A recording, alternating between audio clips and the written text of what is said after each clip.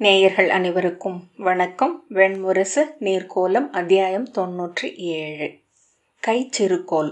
உபப்ளாவியத்தின் கோட்டையை பாண்டவர்களின் தேர் சென்றடைந்த போது கோட்டை முகப்பிலேயே அதன் தலைவன் சார்தூலன் அவர்களுக்காக காத்து நின்றிருந்தான். அவனுடன் கங்கை நீருடன் அந்தனர் 7 அங்கிருந்த எண்வகை குடிகளின் தலைவர்களும் நின்றனர். உபப்ளாவிய நகரியின் குருவி கொடியும் விராட நகரியின் காக கொடியும் இரு பக்கமும் பறக்க நடுவே இந்திரபிரஸ்தத்தின் மின் கதிர்கொடி ஏற்றப்பட்டிருந்தது. தொலைவில் பாண்டவர்களின் மின் கதிர்கொடி எழுந்ததுமே கோட்டை மேல் முரசுகள் முழங்கத் தொடங்கின. நகரம் வாழ்த்தொலிகளால் முழங்கியது. முதலில் விராடபுரியின் கவச காவலர் 12 புரவிகளில் வந்தனர். தொடர்ந்து நகுலனும் சகதேவனும் ஊர்ந்த சரபமும் அன்னமும் பொறித்த கொடி பறக்கும் தேர் அணுகியது. அர்ஜுனனும் பீமனும் வந்த தேரில் குரங்கும் சிம்மமும் தெரிந்தன. உத்தரையின் தேரில் காகம் பறந்தது.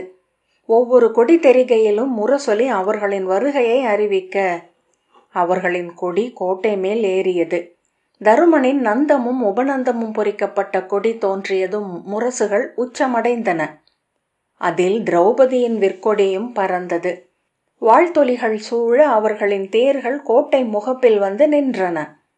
அங்கே தாளப்பொலி ஏந்திய சேடியர் அவர்களை எதிர்கொண்டு அழைத்தனர்.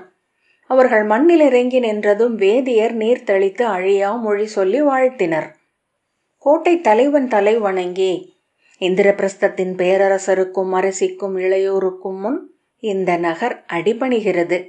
இங்கு தங்கள் வருகை நிகழ்ந்தமையாலேயே இந்நகர் என்றும் பேசப்படும். இதன் மூத்தோரும் நீத்தோரும் மகிழும் நாள் என்று எங்கள் குல தெய்வங்களின் அருள் உங்கள் மேல் பொழிவதாக என முகமனுரைத்தான். தன் கோலை தருமனின் காலடியில் தாழ்த்தினான். அவன் படைத்தலைவர் 3 வாள்களை தருமன் காலடியில் தாழ்த்தி வணங்கினர். நகருக்குள் நுழைகையில் வாழ்த்தொலிகள் எழுந்து அரிமலர் மழையுடன் இணைந்து அவர்கள் மேல் பெய்தன. இரு நிறையாக நின்ற மக்களின் மலர்ந்த முகங்களை நோக்கி கொண்டு வந்த திரௌபதியின் விழிகளிலிருந்து நீர் வழிந்து கரிய கண்ண வளைவுகளில் நின்று தயங்கி சொட்டியது. தருமன் அவள் தோளில் கை வைத்து, என்ன என்றார். இல்லை என அவள் தலையசைத்தாள். பெருமூச்சில் முலைகள் ஏறி இறங்க கண்களை மூடிக்கொண்டாள். அவள் முகம் மலர்ந்திருந்தது. தருமன், வாழ்த்தொலி என ஒன்று செவியில் கேட்டு நெடுங்காலமாகிறது அல்லவா என்றார். அவள், ஆம், முன்பு இவ்வொலி என் ஆணவத்தை நோக்கி ஒலித்தது. இன்று என் துயர்களையும் அதை கடக்கும் உறுதியையும் நான் என் நல்லியல்பு மேல் கொண்டுள்ள நம்பிக்கையையும் நோக்கி ஒலிக்கிறது என்றாள். தருமன் சிரித்து, மீண்டும் அரசிக்குரிய சொற்களை அடைந்து விட்டாய் என்றார். உபப்ளாவிய நகரி 12 சுற்று தெருக்களும் நடுவே வட்டமான முற்றமும் கொண்ட சிறிய நகரம். முற்றத்தை நோக்கியவாறு 2 அடுக்குள்ள தாழ்வான அரண்மனை நின்றிருந்தது. அவர்களின் வருகைக்காக அது செப்பனிடப்பட்டு வண்ணம் பூசப்பட்டிருந்தது. கொடிகளும் தோரணங்களும் காற்றில் பறந்தன. அரண்மனை பெண்டிர் முற்றத்தில் அணிச்சேடியருடன் காத்து நின்றிருந்தனர். அவர்கள் இறங்கியதும் மங்கள இசையும் குரவையுமாக எதிர்கொண்டு அழைத்துச் சென்றனர். அவை முறைமைகள் சில உள்ளன அரசே என்று சார்தூலன் சொன்னான். தாங்கள் இங்கிருப்பது வரை இந்நகரியின் அரியணையும் கோலும் தங்களுக்குரியது. தங்கள் பெயரில் முதல் அரசாணையும் இன்று பிறப்பிக்கப்பட வேண்டும். தருமன் புன்னகையுடன், நன்று, கோலேந்தி அமர்வதென்பதையே மறந்து நெடுநாட்களாகின்றன என்றார். சார்தூலனும் ஏவலரும் அவர்களை அவைக்கு அழைத்து கொண்டு சென்றனர். 50 பேர் அமர்வதற்குரிய பீடங்கள் இடப்பட்ட குறுகிய அவை கூடத்தின் மேற்கே கிழக்கு நோக்கி மேடை அமைந்திருந்தது. அதில் ஒரு பீடத்திற்கே இடம் இருந்தது. சார்தூலன் தருமனை அழைத்துச் சென்று அந்த பீடத்தில் அமரச் செய்தான். அவர் இடப்பக்கம் திரௌபதியும் வலப்பக்கம் பீமனும் நிற்க அர்ஜுனனும் நகுலனும் சகதேவனும் பின்னால் நின்றனர். திரௌபதிக்கு பின்னால் உத்தரை நின்றாள்.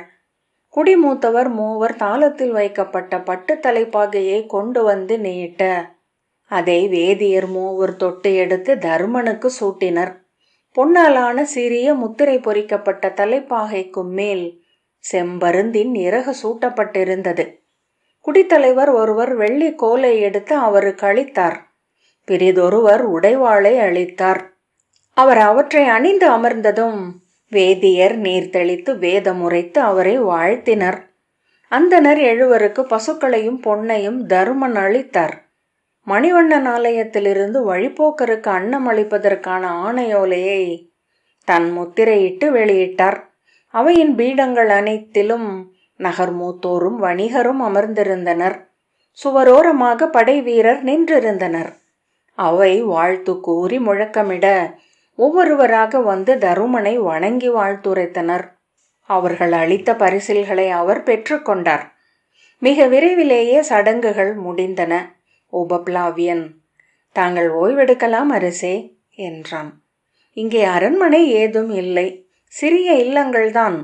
பெண்டிர் மாளிகை தனியாக உள்ளது.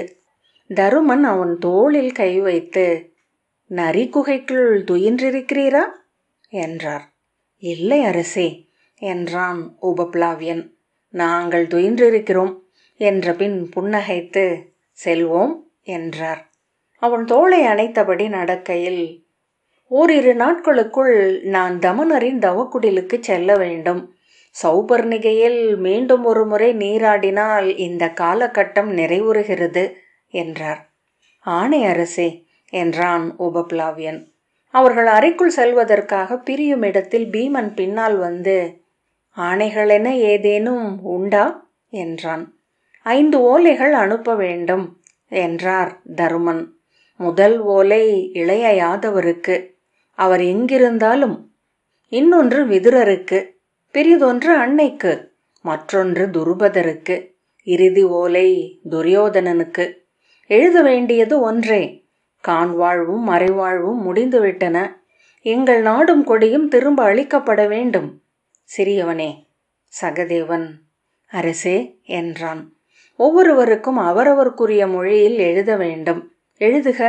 சகதேவன் ஆணை என்றான். நகுலனும் சகதேவனும் விடை பெற்றனர்.